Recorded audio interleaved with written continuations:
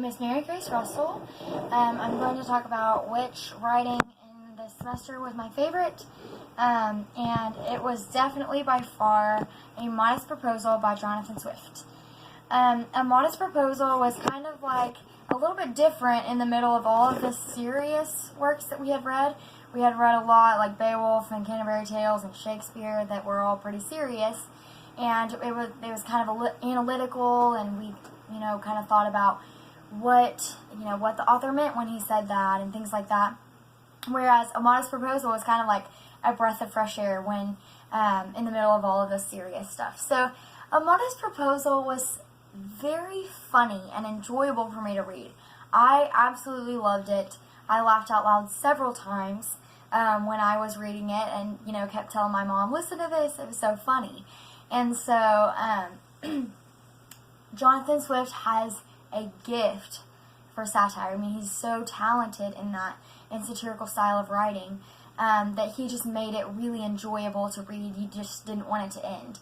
It seemed too short because it was just so good. So the reasons why it's my favorite are these. I have two reasons. The first is just that it was hilarious. It was funny. It was so enjoyable. It just got your attention, and you just wanted to keep going and keep reading.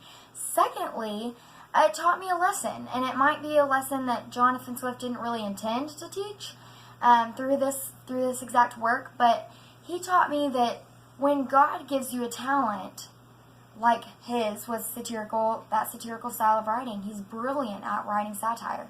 When God gives you a talent, you give it back to him, and he uses it to bless other people.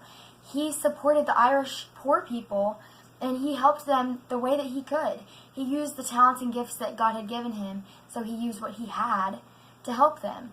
And that's a lesson we should all learn. I play violin, and I want to have that same thing. I want to be able to use those God-given talents to bless other people. And if we give those things to God, he will bless others through it. He'll support them and encourage them and lift them up through the things that we do.